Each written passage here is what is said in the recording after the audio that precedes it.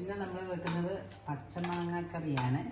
അതിന് ഒരു മാങ്ങ അരിഞ്ഞെടുത്ത് അതിനകത്ത് 2 പച്ചമുളകും ഒരു 3 ഇല ചെറിയുള്ളി കറിവേപ്പില ഇട്ട് നമ്മൾ വേവിക്കുന്നു. അല്പം ഉപ്പും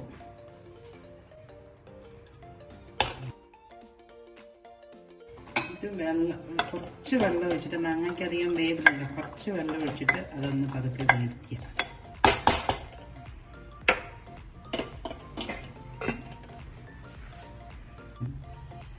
അല്പം മഞ്ഞൾപ്പൊടിയുടെ ഇട്ട് ഇളക്കി വെക്കുക.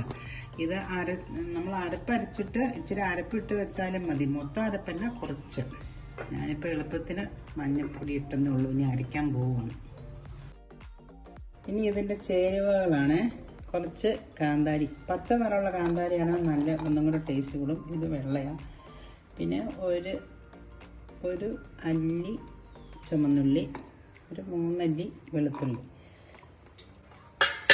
ഇനി പാകത്തിന് തേങ്ങ,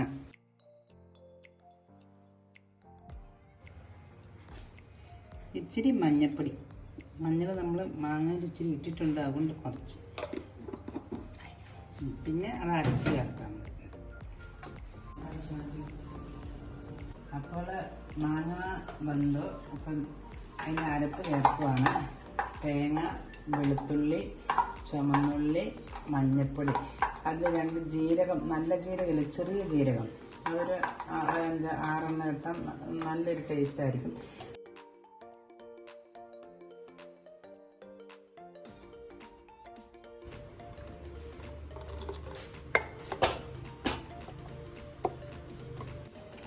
അരപ്പ് ചേർത്ത്.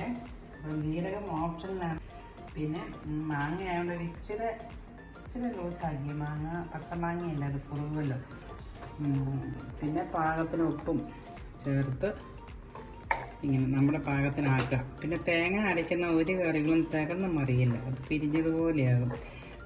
പിന്നെ തേങ്ങ അരയ്ക്കുമ്പോൾ ഇതിങ്ങനെ ഒരു കൊമള പോലെ പതപോലെ വരുമ്പോഴേ ഓഫാക്കുക. മൺചട്ടിയാണ്, ചട്ടിക്ക് നല്ല ചൂടുണ്ടാകും. അപ്പോൾ ആ ചൂട് കൊണ്ട് അതങ്ങനെ ചൂടായിരുന്നോളും. തികന്ന് മറിഞ്ഞാൽ കറിയുടെ രുചിയും പോകും, കറി കാണാനൊരു ഭംഗി ഉണ്ടാകില്ല. അപ്പം നേരത്തെ ഗ്യാസ് ഓഫാക്കിയാൽ മതി കേട്ടോ. എന്നാൽ ശരി, ഞാൻ ഗ്യാസ് ഓഫാക്കുവാണ്. അപ്പം ഈ ഒരു ലെവലിൽ ആയാൽ മതി. ചട്ടി നല്ല ചൂടുണ്ട്, അപ്പം ചട്ടിയുടെ ചൂടിനാകും. ഇനി നമുക്കിതിനകത്തൊരു വറവലും കൂടെ ഇടണം. കടുകും ഉള്ളിയൊക്കെ കടുക് പൊട്ടിച്ചിട്ട് ഇതിലിടുക.